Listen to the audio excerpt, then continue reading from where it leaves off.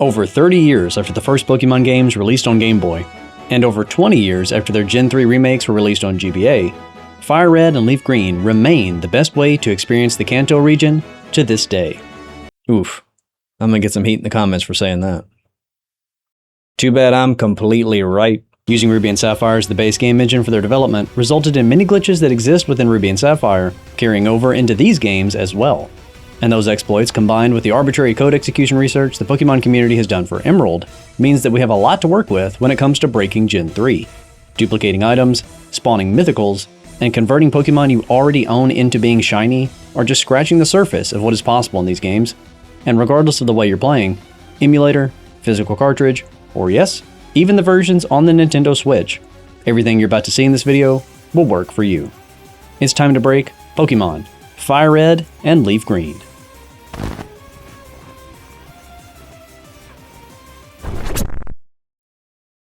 This video is sponsored by Raycon, and more specifically, their bone conduction headphones. You have no idea how many times I've almost accidentally called these earbuds, but they're definitely not earbuds. In fact, nothing covers or goes inside of your ear at all. These work by placing pads flat against the sides of your head and projecting the sound through your skull to reach your eardrum. Obviously, the advantage to something like this is that your ears don't get sore from wearing them for long periods of time, and you can also still fully hear your environment since nothing is obstructing the ear in any way. They're also a lot lighter than I was expecting. I have absolutely forgotten I was wearing them before. They get 13 hours of battery life on a single charge, are IP68 water and dust proof, and are half the cost of the competition. You guys know I'm extremely picky with the sponsorships I take on this channel, so I wouldn't be vouching for them if I didn't genuinely like them. Oh, and since we're talking about Pokemon in this video, I had to check. And yes, they also have full support for the Nintendo Switch and Switch 2. Raycon's bone conduction headphones are the perfect addition to your daily routine, and you can get 15% off through my link at buyraycon.com/PhobiaSoftBC. Very cool, unique product. Nice job, guys. Thanks to Raycon for sponsoring. Now, to the glitches.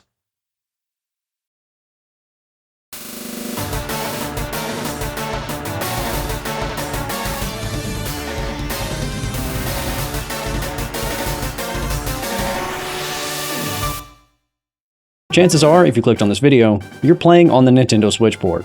That version is essentially just a custom self-enclosed GBA emulator with a single ROM, but some small changes were made from the originals for this release, which changed the way certain glitches function. For example, there's a massive list of banned words and phrases that Nintendo blocked players from entering within all text fields in the Switch editions. And since arbitrary code execution for Gen 3 Pokemon games involves entering a ton of text into the PC box names, we now have to make sure all the codes pass their profanity filter. As of right now, the Switch versions of FireRed and LeafGreen do not have integration with Pokémon Home, but since we don't know if they will or won't get it in the future, we should also future-proof this video by doing everything in our power to avoid Pokémon Home detecting that we've used glitches. Even still, I've got to give a big disclaimer here that if you choose to do these glitches on Switch, you do so at your own risk. We simply don't know what Nintendo's policy on this is going to be yet. But all that assumes a potential for Pokémon Home connectivity in the future. If these games never get support, or if you don't use Pokémon Home, you can do even the most quote-unquote risky glitches without worrying about anything. What I'm trying to say is, Nintendo's not going to scan your local save data looking for hacked Celebies. Don't get me wrong, Nintendo is crazy, just not that crazy. If you're playing on the GBA originals or on an emulator, you should also be able to follow along with everything in this video with no problems, and as of right now, the servers for Pokemon Bank are still functioning, so you can even transfer your glitched Mons up through subsequent generations to get them into Pokemon Home the old school way, should you feel so inclined. There are a few potential problems we'll need to navigate with that method as well, but we'll talk about it when we get there. To start off, we begin a new game, where Professor Oak introduces himself as a Pokemon researcher, and in order to help us feel inspired to start our journey, shows us the most exciting Pokemon in his collection. You're so funny. I love talking to you. You're just so funny. Soon enough, we find ourselves in his lab, where he stashes the good ones. The starter you choose for this playthrough doesn't matter, and in fact, we'll be using glitches later on to get all three anyway, so take whichever one you like, and don't worry about missing out on the other two. After humiliating Blue, we make our way north to Viridian City, continue to the north to enter Viridian Forest, and make our way through the forest maze to reach Pewter City. This is the location of the first gym and its leader Brock, who of course uses exclusively rock-type Pokemon. Fun fact about FireRed and LeafGreen, These are the only games in the Pokemon series where Charmander learns Metal Claw by level up, a move Game Freak specifically added to his move pool to prevent new players who chose Charmander from getting hard stuck here at Brock. Glad to have it too, because otherwise I would have gotten stuck here at Brock. Completing this gym earns us the Boulder badge, but unlike Pokemon Emerald, we won't be required to get all 8 badges in order to complete this playthrough. As it turns out, due to patches Game Freak made between the release of these games and Pokemon Emerald, FireRed and LeafGreen are the last Pokemon games to have access to a family of powerful exploits that later games can't do. In other words, things are going to get a lot crazier than my Emerald video, but we first got to get set up with some specific items. Beating Brock allows us to exit Pewter City to the east and enter Route 3. This is the route just before Mount Moon, and is notable for 2 reasons. First, because it contains an invisible Oran berry hidden on the ground on this platform where you see the marked tile in the grass. Berries are only found as hidden items in Kanto, and we will need at least one to set up our glitches later on, so I'll try to call out every hidden berry we pass along the way. The other reason Route 3 is interesting is that there is a man in the Pokemon Center just before Mount Moon that will sell us a level 5 Magikarp. This is the soonest possible opportunity to obtain a water Pokemon in these games if you didn't choose Squirtle as your starter, but more importantly for us, the Magikarp is a good candidate for a future glitch setup because it is both low level and has the move Splash. With that in mind, we buy the Magikarp here, but we won't be training it at all for now. It needs to remain level 5, at least until we're out of Mount Moon. Speaking of Mount Moon, we make our way through the cave, pick up the free rare candy in the bottom right corner of the first room, give praise to the one true god, Lord Helix, and then hop off the one-way ledge on Route 4 to enter Cerulean City. This is the location where you can set up the first glitch in FireRed and LeafGreen, but first we have to complete another battle against Blue, who has gotten a lot stronger since the last time we saw him. Of course, being the professional Pokemon player that I am, I naturally beat him on the first try.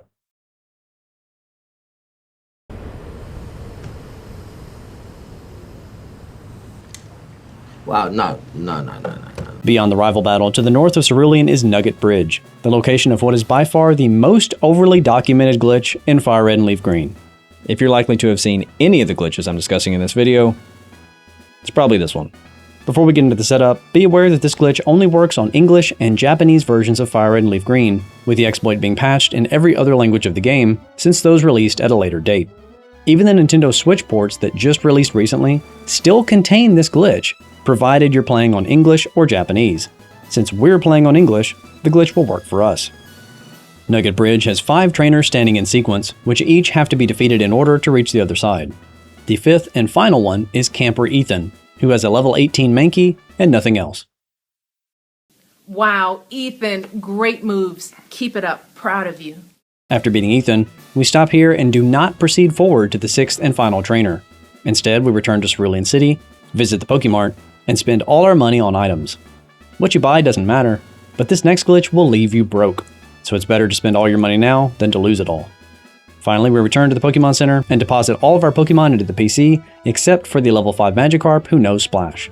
At this point, your party should be nothing but the Magikarp who knows no attacking moves. We're now good to proceed across Nugget Bridge and encounter the 6th and final trainer. This guy gives us a nugget as a reward for defeating every trainer on Nugget Bridge, and then reveals himself to be a Team Rocket grunt, engaging us in a 6th and final trainer battle. Of course, since we only have a level 5 Magikarp in our party, winning this battle will be impossible. We will white out to his Ekans, lose a chunk of our money, and respawn at the Pokemon Center in Cerulean City. But here's where the glitch comes in. By claiming the free nugget from the 6th trainer on Nugget Bridge and then losing the battle, the Japanese and English versions of the game failed to set the flag indicating that we've already been given the nugget. That means we can continue to white out to this trainer over and over and over, collecting an additional free nugget each and every time. Because we lose money whenever we white out, we will naturally be left with $0, but since each nugget sells for 5,000 each, we profit every time we do this. If you're curious, it takes 200 nuggets to achieve the maximum amount of cash a player can hold, which is 999,999. But even this exorbitant number is not enough to purchase a single bicycle from the Cerulean Bike Shop, since they cost exactly $1 more. What the fuck is this world? What have they done to us? What did they do to us? Still, becoming ridiculously rich can have added benefits later on, granting an essentially unlimited supply of purchasable TMs from Celadon City like Ice Beam, Thunderbolt, and Dig, or accelerate shiny hunts by allowing players to buy huge chunks of Game Corner Pokemon in single batches, which can obviously drastically increase the odds of, oh, hey. The downside to the Nugget Duplication glitch is that it is extremely slow. It takes hours to collect 200 nuggets this way, and I'll be showing you a faster way to duplicate items later on in this video anyway, so honestly, don't bother with this one. We withdraw our party from the PC and defeat the 6th and final trainer properly in order to disable the glitchy loop and allow us to proceed further to Route 24. Next, we need to catch a wild Abra. Abra is a required Pokemon for a glitch setup we'll be doing later, so we can't let it evolve into Kadabra. It has to remain an Abra. Next, we proceed to the east, where there's a hidden Pecha Berry on this mark tile, found by going to the right, up and around this ledge. This is one of the more obvious hidden items, in my opinion. We continue through Route 25 to reach Bill's house, where there is another hidden Oran Berry on a mark tile in the grass, this time found here. Next, we enter Bill's house, cure him of his depression by uninstalling League of Legends from his PC, then return to Cerulean City, where an NPC that was blocking us from leaving town will have moved out of the way. But we're not finished in Cerulean just yet. We still need to defeat Misty in her gym for our second badge. Beating Misty earns us the Cascade badge and the ability to use Cut outside of battle, which is our next goal. Before leaving the city, be sure to pass all the way through the house on the far left into the backyard, where there's an invisible rare candy hidden here in the flowers. That makes 2. To get the HM for Cut, we leave Cerulean to the south and take the underground path to reach Route 6. Immediately after leaving the underground path exit, head up and to the right to reach the ledge near the guard that blocks the entrance to Saffron. There's another invisible rare candy found here, so that makes 3. Route 6 leads to Vermilion City, which itself leads to the SS Anne. We need to reach the captain's quarters on the top deck of the ship for Cut, but before going there, we take a left into the galley, where there are 3 trash cans on the right side of the room, each holding hidden Chesto, Cherry, and Pecha Berries respectively. After climbing to the top of the ship, we encounter Blue yet again for the 3rd rival battle we will have for this playthrough. We'll be using glitches to skip the mid and late game completely, so this is the last time we will see our rival until after the Elite Four. After winning the fight, we head upstairs to find the seasick captain and rub him down until he gives us HMO1 Cut. You heard what I said. The only other HM we will need for this playthrough is Fly. And if you don't have a flying party member yet, don't worry. The next required Pokemon we need to obtain to set up future glitches is actually capable of learning both Cut and Fly, so you'll never be required to catch an HM slave for this playthrough. I've already got you covered. After the ship sails away, we go to Route 11 and catch a Spearow. The Spearow can be taken to this house in Vermilion City in order to trade with Elisa, the NPC who offers the mystery Pokemon I alluded to earlier that can learn both Cut and Fly. So it's time to pause the video and get your guesses in before I drop the reveal. And here we go. It's Garganacl! It's far-fetched. Garganacl doesn't even have wings. What is wrong with you?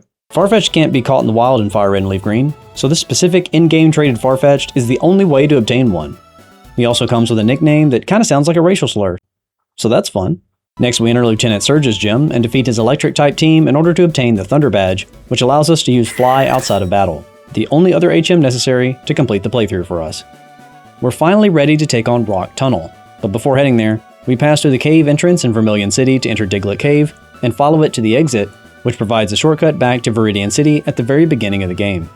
Just south of the cave exit is a house with a second NPC in-game trade, this time offering a Mr. Mime in exchange for an Abra. Just like Farfetch'd, this too is a required step for us. We give Rayleigh the Abra we caught earlier in order to obtain his Mr. Mime, nicknamed Mimian, which is... well, it's a nickname, I guess. The French. In my glitch video for Pokemon Emerald, we also made 2 in-game trades with NPCs, for Dot's the C-Dot and Plus's the Plusle. In Emerald, most Gen 3 glitches were patched, and so setting up arbitrary code execution relies on first corrupting the game's memory through a complex and RNG-dependent process. This is why using NPC Pokemon with fixed, non-randomized stats is required for a consistent setup. For FireRed and LeafGreen, we don't have to rely on memory corruption. Instead, we can exploit a much simpler interaction between the moves Knock Off and Recycle, which is still unpatched in these games. We already have the Farfetch'd and the Mr. Mime, but we're going to have to train both of them until they learn the moves we need. Farfetch'd learns Knock Off at level 21, and Mr. Mime learns Recycle at level 33. So we keep these Pokemon in our party so that we can train them passively as we work our way through Rock Tunnel. Passing back through Diglett Cave, we re-emerge in Vermilion City and take Route 6 north all the way back to Cerulean, Only this time, we exit the city by the east by using Cut on this tree, granting us access to Route 9. This path is packed full of trainers and also has 2 hidden items. The first is an invisible chesto berry found on the marked tile here, and the second is an invisible rare candy on an unmarked tile in the upper right corner found here. Continuing further to the right, we reach the Pokemon Center just before the cave entrance to refresh our party, and a hidden cherry berry on this marked tile on the ground.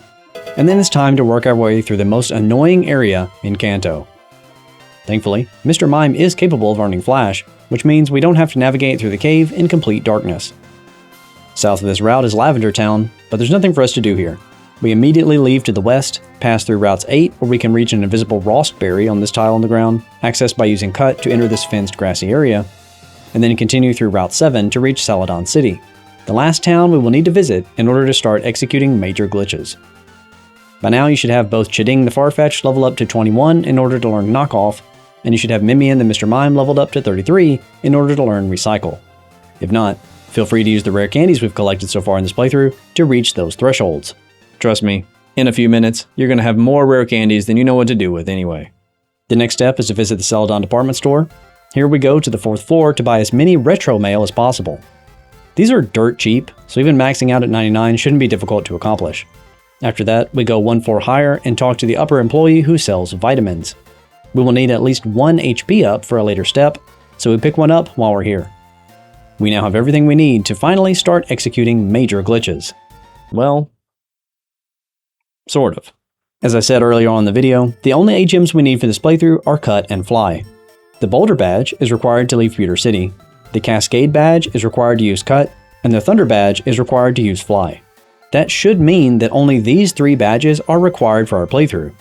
The issue is, these 3 badges only force Pokemon obedience through level 30, and Mimian or Mr. Mime is a traded Pokemon who has to be above that threshold in order to use Recycle, meaning he, officially, no longer does what he's told. Having Mimian use Recycle is a required step to set up the next glitches, and while we could just roll the dice and hope he chooses to use the correct move anyway, that doesn't sound very reliable. The 4th gym badge forces all Pokemon to obey up to level 50, and the gym itself is in this very town.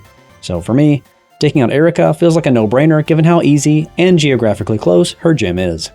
We collect the Rainbow badge, our 4th and final badge for this playthrough, forcing Mimian back into obedience. Okay, now we're ready. It's time to set up the mail glitch. This is an exploit that allows us to force data into areas in memory where it can't fit, by overflowing the space reserved for storing mail held by Pokemon. In this case, retro mail. The mail glitch itself is moderately useful on its own, but we'll be using it as a catalyst for triggering much more powerful, much more broken glitches as well. To start, we need to have at least 3 Pokemon in our party, Mimian the Mr. Mime who knows Recycle, Chiding the Farfetch'd who knows Knockoff, and a 3rd Pokemon of any species. We give Mimian a piece of retro mail to hold, and write anything inside. Doesn't matter what you put here, it just can't be blank. Next we need to give the 3rd Pokemon in our party a berry, but we first need to get it afflicted with some status problem so that it will use the berry on its own. Most people do this by having the Pokemon be at less than half health and giving it an Oran berry to hold, but we have Oran, Cherry, Pecha, Chesto, and Ross berries at our disposal currently, so I'm going to teach the setup with a status instead, that way we can stay at full HP. To the right of Celadon is Route 7, where we can find Mauled Oddish if playing on FireRed, or Bellsprout if playing on LeafGreen. Both of these Pokemon love to use Stun Spore and Poison Powder, so getting yourself afflicted with a status shouldn't be a problem. Like I said, the status itself is not a requirement, you just need to meet the conditions for whatever berry you give this 3rd Pokemon, whether it be less than half HP for the Oran berry, Poison for the Pecha berry, Paralysis for the Cherry berry, Burn for the Rost berry, or Sleep for the Chesto berry. And if you're completely out of berries entirely, you can get more by catching a Meowth on this same route, who will randomly find berries with its pickup ability as you defeat wild Pokemon. Once that's done, we go west of Celadon City to Route 16, use Cut on this tree, and walk north to these 2 trainers who will initiate a double battle when you approach. It doesn't have to be these 2 trainers specifically, any double battle will work, these just happen to be the closest nearby. If you've already defeated these trainers, you can rebattle them by using the Versus Seeker given to you by this NPC in the Vermilion City Pokemon Center, so don't worry, there's no way to get locked out of this. Before approaching the trainer duo, we need to prepare our party. The first slot needs to be our status-afflicted Pokemon, holding whatever berry would cure that status, so in my case, it's a paralyzed Charizard holding a Cherry berry. The second slot should be Chiding the Farfetch'd, who knows Knockoff, and we should also have Mimian the Mr. Mime in our party, who knows Recycle and is holding a piece of Retro Mail. But space he's in doesn't matter, he just shouldn't be in one of the first two. Once all that is prepared, save the game just before initiating the double battle. It's easy to make a mistake here if you've never done this before. We initiate the fight and begin the setup of the mail glitch. During the first cycle of the battle, your Pokemon holding the berry should eat it on its own, assuming that you have the right type of berry equipped with the right status. In our case, Charizard eats the cherry berry, curing paralysis. After that occurs, we switch out the Pokemon that ate the berry for Mimian the Mr. Mime. Once Mr. Mime enters the battle, we have our Farfetch'd attack our own Mr. Mime with Knockoff. This move disables held items for the duration of the battle, treating the Pokemon hit with it as if they are empty-handed. If you do it correctly, you should see the text, "Chiding knocked off Mimian's Retro Mail." The game now thinks Mimian isn't holding anything anymore, so at this point we have Mimian use the move Recycle, which regenerates a berry used earlier in the game, giving it to the user as a held item. In my case, since Charizard ate a cherry berry earlier in the battle, Recycle puts a cherry berry in Mimian's hands. With that done, the glitch is complete, and all that remains now is to finish the fight. We're free to switch out any Pokemon we like at this point, and take out the remaining Rapidash through any method. After completing the battle, we confirm the glitch worked by opening the Pokemon status screen and checking Mr. Mime. If the status screen shows that Mr. Mime's Retro Mail has been replaced by a berry, you've done the procedure correctly, and the mail glitch is now active. Okay, so what exactly did we just do? Well, in order to explain it, I first have to describe what mail is supposed to do, because, let's be honest, you've never used it, and neither have I. Mail has no use in battles, and it serves no purpose in raising Pokemon either. This was intended as a social feature in Generation 3 to allow you to send messages to other players by trading Pokemon that held letters. When you use a piece of mail, the game gives you 9 spaces to insert pre-made words and phrases to build a sentence, not unlike the way players leave messages on the ground for one another in Souls games. Bet you never thought to connect these two franchises together. The important thing to note for us is that there is space reserved in FireRed and LeafGreen's memory for 6 independent pieces of mail to be stored, since a player could theoretically have written a letter for every party member in their party to hold. The big elaborate setup we did in the double battle just now was a means of improperly deleting a piece of mail that had already been used to write a letter and was being held by a Pokemon by replacing it with a berry. That piece of mail now no longer exists, but the game never freed up the slot it was occupying in the memory since we never properly removed it from Mimian. So next, we deposit Mimian in the PC and withdraw a full team of 6 Pokemon. We just need to have a full team of 6, and one of them shouldn't be Mimian since we used him to set up the glitch initially. Next, we give a piece of retro mail to each one to hold. We need to write something in every piece of mail, but what you write doesn't matter, they just can't be empty. Each time we give one of these written letters to a party member to hold, the game stores the mail's text within one of 6 areas in game memory reserved for mail in the player's party. The problem is, since it never cleared out the letter we wrote and gave to Mimian before the double battle, it's going to end up 1 space short. By the time we make it to our 6th party member, the game is out of space, but since it knows that we only have 5 Pokemon holding mail, it lets us write a 6th one anyway. When we open the prompt to write a letter for our 6th Pokemon to hold, rather than getting 9 empty blanks, we get question marks instead. The game is now reading other in-game data outside of the space reserved for mail and trying to interpret it as text, which is why it's getting so confused. We have officially generated a memory overflow, and any data we write in the 6th and final piece of mail is going to insert data in in-game memory where it shouldn't be allowed to go. But this is only one benefit to the mail glitch. Since there's no space for the 6th letter to exist in memory, after we click confirm on the screen of all question marks, our 6th party member also fails to hold that final piece of mail. Ooh. We can exploit that. If we give our 6th party member an item we want to duplicate, like a rare candy, and then try to give it a piece of mail while 5 other party members are holding mail, the game will ask us if we want to switch the 2 items. We say yes, and then click OK on the screen of all question marks. This will have the game add a rare candy to our bag, but fail to take the rare candy out of the Pokemon's hands. We can repeat this over and over as many times as we like to generate as many rare candies as we want for free, and it doesn't just work on rare candies. This can duplicate any item your 6th party member is holding: vitamins, Master Balls, even useful once for playthrough TMs like Earthquake and Giga Drain. This is a straight up item duplication glitch, but it only works if you set up the mail glitch beforehand. Using this duplication glitch is actually a required step in order for me to show you the more powerful glitches that are coming up. Remember that HP up we bought back at the Celadon department store? Well, we don't just need 1 HP up, we actually need 8 of them. We could buy 8 from the shop, of course, but why spend the money when you can just buy 1 and then dupe it 7 times? Following the same procedures with the rare candy, we give our 6 Pokemon an HP up to hold, then try and fail to give it a piece of mail 7 times in order to generate 7 free HP ups in our bag. Taking the original HP up back from the 6th party member makes 8. It's time for arbitrary code execution. In Pokemon Emerald, the mail glitch is patched, so for that game, getting a stable Ace Pokemon required cloning a bunch of meticulously trained C-Dot, and then trying to corrupt them together into Plusles to create a hatchable glitch egg, something much easier said than done. Thankfully in FireRed and LeafGreen, the process is much more reliable.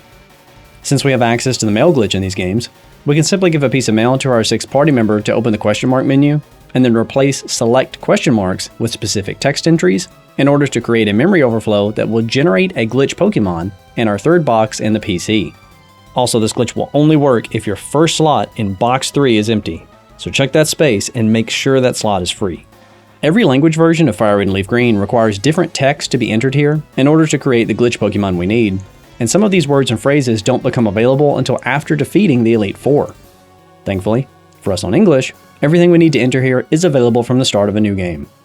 Save the game at this point, that way if you make a mistake, you'll be able to reset without losing a bunch of progress. In the second block of question marks, we enter the word HIGHS, H-I-G-H-S.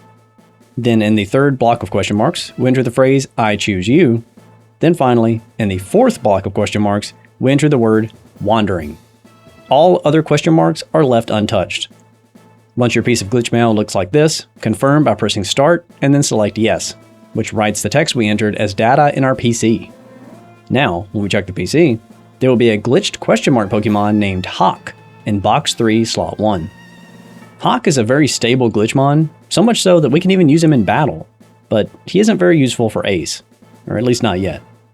We need to EV train him a bit first, which if you've seen my glitch video for Pokemon Emerald, shouldn't be surprising.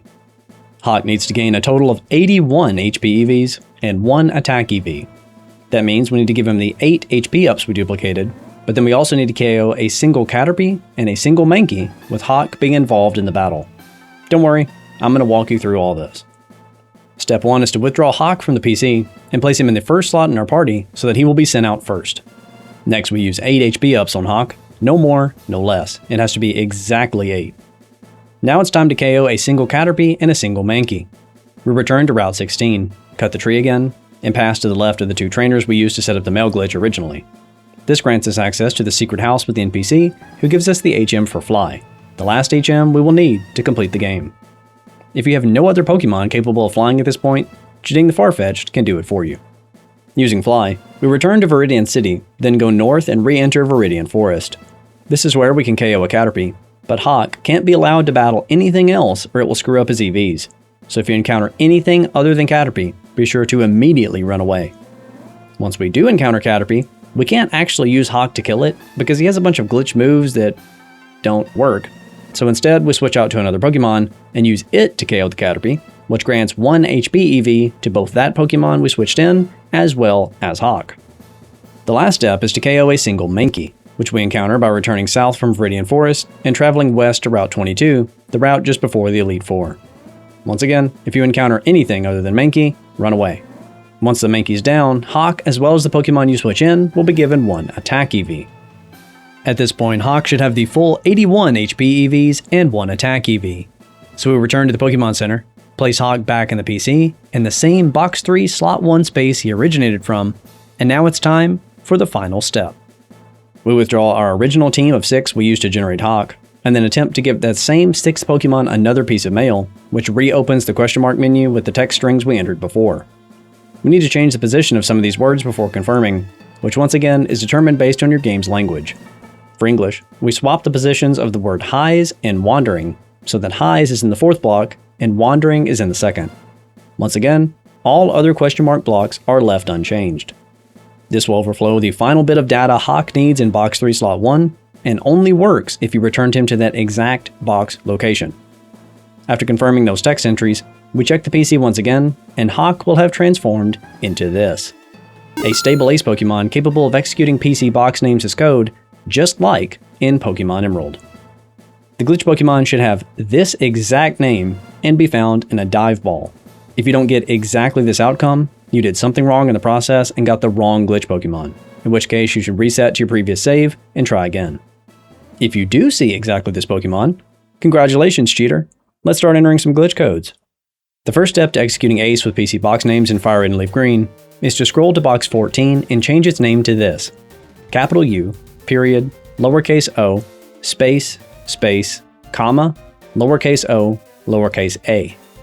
Then once that's been entered, scroll to box 1 and change its wallpaper to stars found under the etc. category. Finally, scroll to box 2 and change its wallpaper to desert under the category Scenery 1. What we just set up is known as a box 14 exit, and all you need to know is that having that specific name in box 14 and having those specific wallpapers in boxes 1 and 2 allow us to run longer codes than we would be able to otherwise. For the remainder of this playthrough, the name of box 14 should always be set to this, and the wallpapers of boxes 1 and 2 should always be stars and desert respectively. Don't change any of them. Additionally, in order to run Ace codes in Gen 3 Pokemon games, you can't have any Pokemon stored in PC boxes 11 through 14. Those boxes always have to be completely empty. In order to help me remember that, I like to pick up our glitch Pokemon and move him to the final space in box 10, as a reminder that I can't put anything in the boxes afterward. As for boxes 1 through 10, they can be as full as you like. With all of that setup taken care of, let's run our first code. This one will give us an infinitely reusable rare candy by forcibly sticking it in our key items pocket rather than the first tab in our bag where it would normally be found. In order to use the code, set every individual box name of your PC to the following. PC boxes that aren't listed can be set to anything and it won't impact the code's functionality. Whenever you see a hollow square, that represents entering an empty space in that character slot. Once your PC box names are set, here's how we actually execute the PC box names as code. In Pokemon Emerald, we run the codes by checking the summary of our glitch Pokemon, but the one we generate in FireRed and LeafGreen works a little bit differently. Grab any Pokemon from your PC and take it all the way to box 10, placing it next to our Glitchmon. In order to execute code in these games, we pick up another Pokemon, hover over the glitch Pokemon, and then go swap, swap. Whenever we do this, whatever is entered into the PC box names will be executed as game code, which can obviously corrupt or even crash the game if you have a typo. For that reason, it's always a good idea to save the game between typing the box names and performing the swap with the glitch Pokemon in case of a mistake. Assuming you entered all the text correctly, now when you open your bag, you should find a rare candy in your key items pocket, which can be used over and over indefinitely to level up Pokemon as much as you like. Because it's considered a key item, the rare candy will never be consumed from using it on a Pokemon, but maybe more interestingly, it will also never be consumed from selling it to shops, meaning that we can go to a Pokemart and sell our key item rare candy to the shop owner over and over again without ever losing it. So not only do we have unlimited XP to give our Pokemon, we have an infinite source of money too. With that done, why not get some new Pokemon?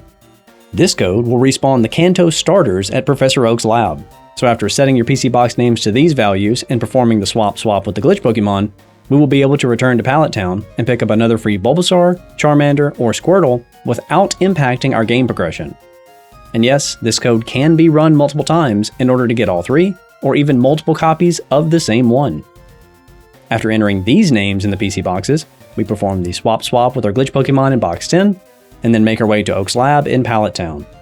If the code was entered correctly, you will be stopped by Professor Oak as you enter the town, and the opening cutscene of the game will play out as normal, though your rival will be invisible, since he's currently off who knows where in the region.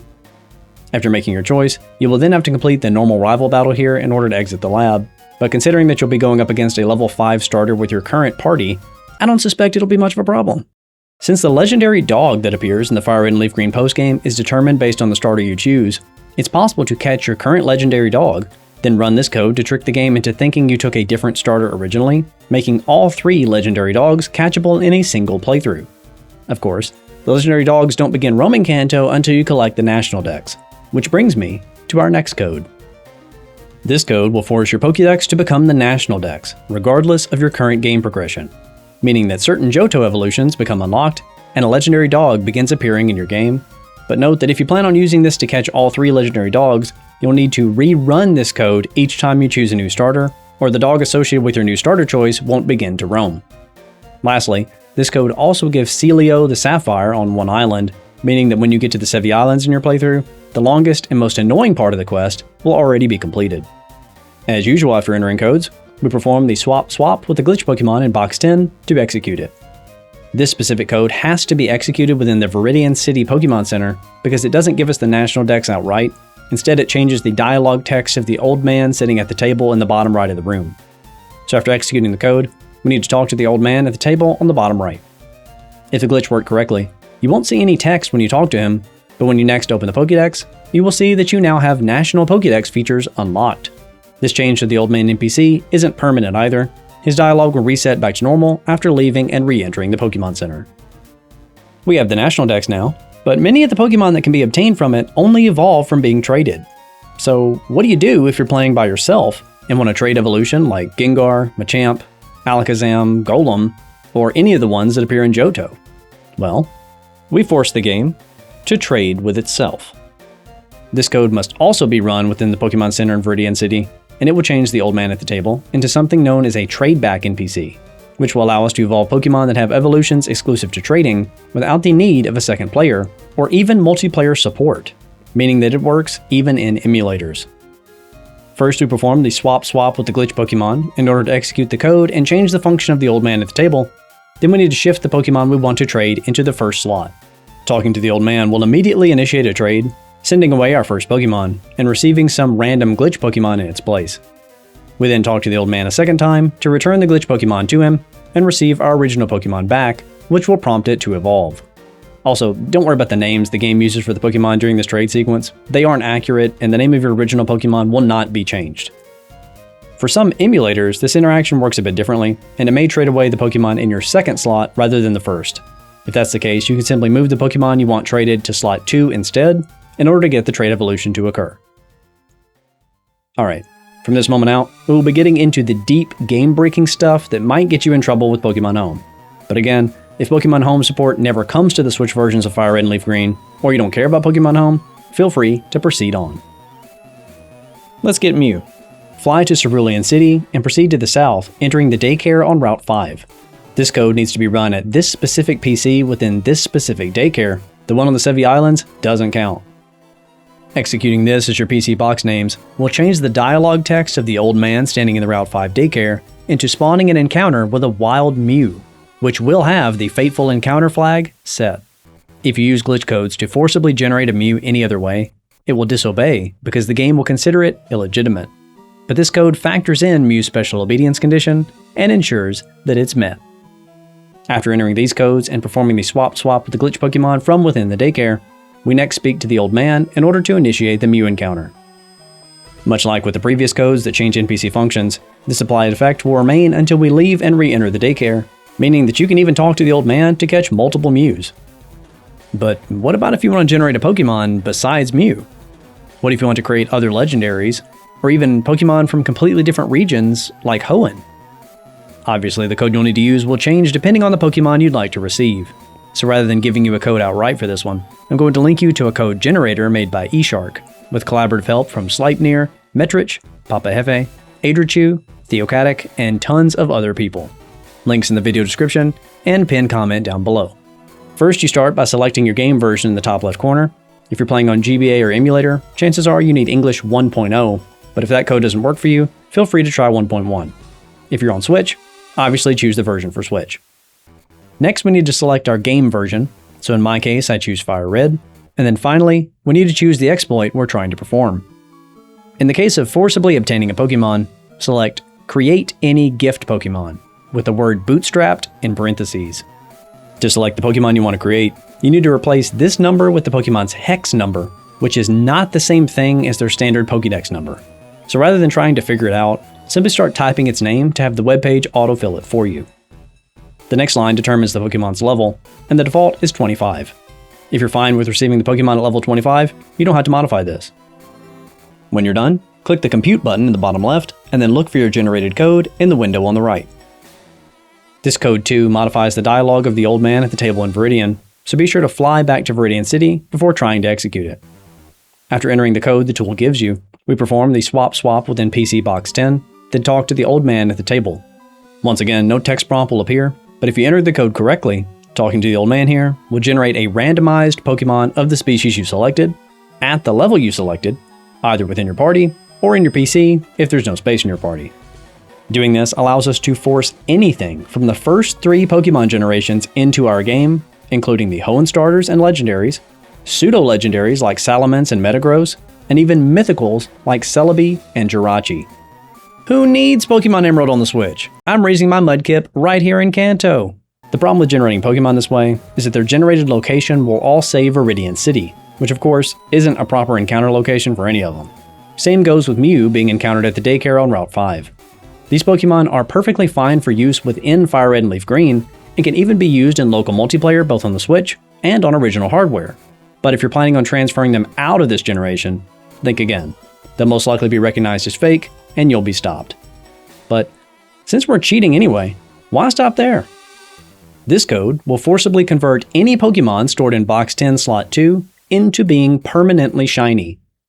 Note that this code's functionality requires you to either be using authentic hardware, like a real GBA cart running on a real GBA or DS, the versions on Nintendo Switch, or an emulator with GBA BIOS support, which requires you to have the file called gbabios.bin. You can search the internet for that name if you don't know what I'm talking about.